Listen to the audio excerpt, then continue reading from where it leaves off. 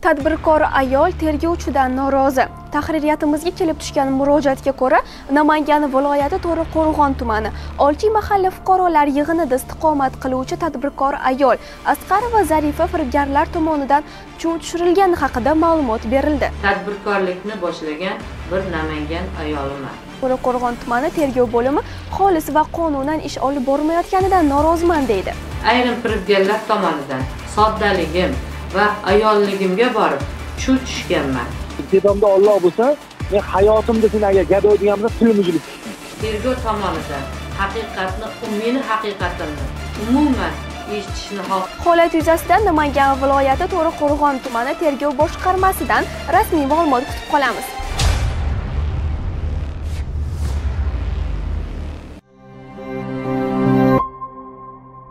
Tadbirkor ayol tergovchidan norozi. Tahririyatimizga kelib tushgan murojaatga ko'ra, Namangan viloyati To'raqo'rg'on tumani Olchiy mahalla fuqarolar yig'inida istiqomat qiluvchi tadbirkor ayol Asqarova Zarifa firibgarlar tomonidan chuv tushirilgani haqida ma'lumot berildi. Ayol o'z murojaatida prezidentga qarata, siz tadbirkorlarga yaratayotgan sharoitlardan foydalanib, shu darajaga yetdim, ammo To'raqo'rg'on tumani tergov bo'limi xolis va qonunan ish olib bormayotganidan noroziman deydi. Taqdim etilgan ma'lumotlarda aytilishicha, pul depozit sifatida berilgan, ammo hujjatlarda zarar undirildi deb imzo qo'yilgani qayd etilgan. Bu murojaat O'zbekiston Respublikasi Prezidenti hurmatli Shavkat Miromonovich Mirziyoyevga.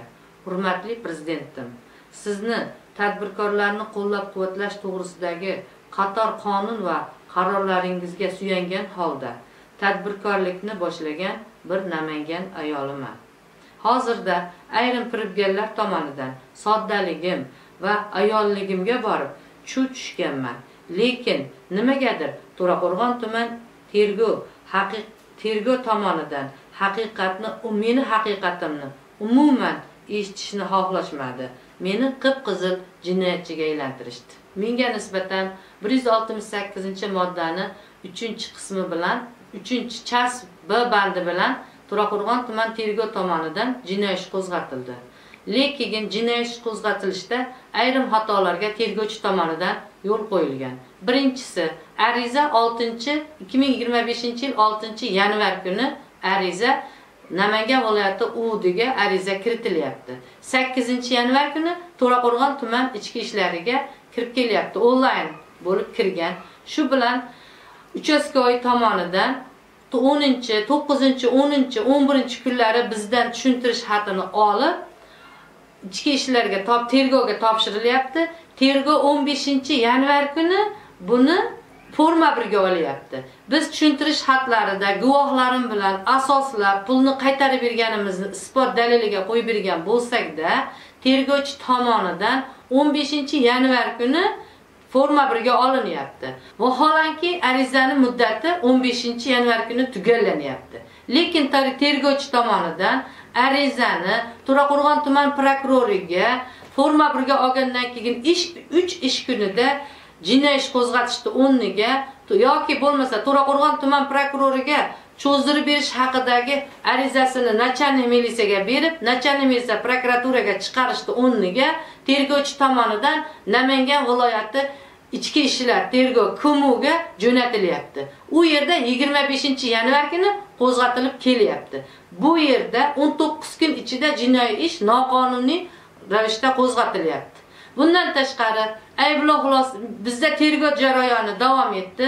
Tergov jarayonida 11-mart kuni gumonlanuvchi sifatida chaqirtirildim. 45 kunda, 45 kun ichida Oliy sud plenumini qarorlariga zid ravishda menga 45 kun ichida gumonlanuvchi qilib chaqirtirdi. Shundan keyin 24-25 aprel kunlari tergovchi Abdulbor tomonidan to'xtamay g'ayriqonuniy ravishda meni tahdid qilib, xonasiga olib kirib olib, qamayman seni, depozitga pul qo'ymasang deb menga o'ta qattiq tahdidlarni o'tkazdi. Yuzlashtiruv jarayoni bo'ldi. Yuzlashtiruv jarayonlaridagi taraf tomonimda aytgan odamlari bilan yuzlashtirmadi. Tergov bir tomonlama bo'ldi. Shu bilan meni qamayman deb turib oldi. Meni depozitga pul qo'yishga majbur qildi. Men bo'pti, mayli, depozitga pul qo'yaman deb chiqib advokatim bilan birgalikda depozitga pulni qo'yib chiqdik, jinoiy ish uchun deb chiqsak, tergovchi tomonidan kvitansiyaning tagiga o'zi yetkazilgan zarar qoplandi deb yozib qo'l qo'yib qo'yibdi. Men o'shanda ham yozganman. Meni hech qanday aybim yo'q, men aybimga iqror emasman deb men oxirgi ma'lumotnomani tagiga tergov tugagandan keyin yozganman. Undan tashqari yana bitta epizodni 22-yildagi epizodni fuqarolik bilan chiqarilgan epizodni qo'shib olib, qo'shgan bu tergovchi tomonidan eng qizig'i prokurorga ayblov xulosasini olib chiqayapti. Ayblov xulosasiga prokuror o'qimasdan turib xulosaga qo'l qo'yib beryapti. Qani bu yerdagi prokurorga cho'zdirish haqidagi To'raqo'rg'on tumani xodimi tergovchisi chiqayapti. Prokurorga cho'zdirish arizani cho'zdirish haqidagi xat yo'q bu yerda. Bu yerda turli xil qonunlarni, O'zbekiston Respublikasi qonunlarini, talablarini to'g'riligini umuman ko'rsatmagan holda meni aybladi. Ishimiz sudga chiqdi. Sudga men kirdim, yangi ish ochildi deyishdi. Men raddiya bildirdim. Hurmatli prezidentim, men sizga shuni aytmoqchimanki, bu tergovchilar tomonidan sizni fuqarolaringiz aybsiz aybdor bo'lib qamalib ketyapti. Mana bitta meni holatimni ko'rsangiz, delani ko'rgan odam hayratdan yoqa ishlaydi. Oddiy misol, tergovchi tomonidan Ichki ishlar vazirini yolg'on gaplar bilan, yolg'on ko'rsatmalar bilan aldayapti. Tergovchi tomonidan prokuror aldayapti. Oddiy bitta tergovchi hammani o'ynatyapti. Nima sababdan 3 oy davom etadigan tergov 2 kunda yakunlanyapti? Qarab turibdi, hali to'lamaymiz deb. Indamay turasan. Hammasi mahkamada, hamma narsa savol javob qolmaydi. Hamma narsa savolga javob bor. Men yomonlik qilmoqdim. Farhodga bir yerda orqasida gapirmayapman. U bir yerda bir kim gapirsa ham inakdan Farhod senga deb tepamda Alloh bo'lsa, men hayotimda sen agar gado deganimda tilim uzilib tushsin. Agar shu narsani noto'g'ri gapirganligi uchun ham indamay turdim. Yuribdi-yu, o'shani $400 qarab qoldingizmi? Zarifpa. Gado yuribdi.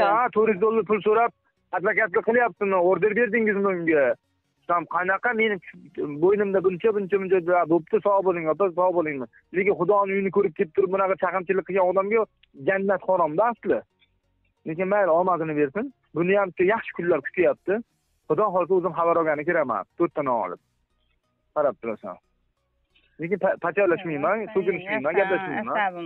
Javob men telefon qilishimni kutyapti, men qilmayman ham. Taka bir yerda o'tirsam birov eng yomon ko'rgan dushmanim Farhodda siz urib qachon alo desam, Farhod ekan, tomon ekanni ko'r, tamom. Ishimni bitirib beradi. Farhod hech ham unaqa emas. Erkakka erkak uyam. Ya qo'y ber zapsini-da. Agar zaps qo'y bermasang, men seni qochiraman deb oxirgacha bor.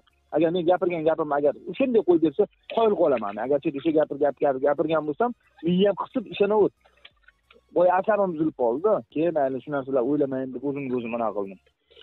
Hammasini hikmati bor, indamay turgan. Men bir narsani kutyapman, men ataylab yozmayapman, unga telefon ham qilmayapman. Shuning uchun bu ag'dan-bag'dan kovlayapti. Omadini bersin. Indamay turaver, ish bitib olsin-da, Xudo xohlasa unga yaxshi qanaqam bor. Mashina hal qilaveraylik. Unga axborot bermang, olmay aytib qo'yay. Gaplashgan. Gapirmayam, boshqa ham qilma, uyga bordim. Hurmatli prezidentim, men bu masala bo'yicha 2025-yil 27-aprel kuni Ichki ishlar vaziri Aziz Anvarish Toshpo'latovni shaxsan o'zlari bilan ko'rishganman. Bu masalamda aytganimda, bular Ichki ishlar vazirligidagi tergov departamenti Ramazon degan tergov departamentining boshlig'iga jo'natganlar. Men bilan u odam ko'rishib gaplashdi. Sirazi Namangan viloyati tergov boshqarma boshlig'iga telefon qilib, delani jo'natishini aytdi. Dela 5 kunda keldi. Sababi buni xato kamchiliklari ko'pligi uchun To'raqo'rg'on tuman tergov boshlig'i Tillayib Ulug'bek tomonidan prokuraturaga olib chiqib 30-chisla kuni mana bunday qilib Ichki ishlar vaziriga olib borish uchun mana bunday qilib viloyat tuman prokuroriga qo'lni qo'yib pechatni urdirib oldi. Vaholanki To'raqo'rg'on tuman prokurori ham kimlardadir yolg'on gaplariga ishonib, kimlardadir noto'g'ri ayblov xulosalarini o'qimasdan qo'l qo'yib pechatni urib berdi. Men bu masala bo'yicha To'raqo'rg'on tuman ichki ishlariga kelib, bu masalani aytdim. Hoy, noto'g'ri qo'zg'atgan, o'qiganmisiz, ko'rganmisiz, hamma narsa noto'g'ri deyishimga qaramasdan tuman prokurori boshqatda ariza bering dedi. Men ariza berdim. Delani qaytarib olamiz, qaytib o'rganib chiqamiz deganligi uchun men tuman prokurorga ishonch hosil qilib ketsam, meni ishonchimni suiiste'mol qilib, menga 5 kunda mana bunday javob xatini beryapti. To'g'ri qaror qabul qilingan deb. Ha, siz tuman prokurorisiz. Tuman prokurorini delani qo'zg'atishdan xabaringiz bo'lishi kerak. Delani vaqtini, srogini cho'zib berishda xabaringiz bo'lishi kerak. Nima uchun hech narsadan xabaringiz yo'q? Tergovchi tomonidan ko'rga hassa qilgandek, mana bu Chortoq tumani prokuraturasiga delani cho'zish uchun jo'natgan xatini mana bu mundarijaga kiritib qo'ysa, siz mana shu narsalarga e'tibor bergansiz, lekin mana bu 108 varaqli delani ichini ochib o'qimasdan, netmasdan siz O'rtoq tuman prokurori shunday ayblov xulosasiga qo'l qo'ygansiz. Prezidentim, hurmatli prezident, hozirgi kunda meni ishim sudga chiqqan, lekin To'raqo'rg'on tuman sudiga bordim, ish ochildi. Ish ochilganda men tuman sudiga raddiya bildirdim. Tuman sudiga raddiya bildirganimning sababi ichki ishlar ham To'raqo'rg'on tuman, prokuror ham To'raqo'rg'on tuman. Men bularga ishonch hosil qilmadim. Raddiyamni qabul qilib, hozirgi kunda ular sudiga jo'natildi.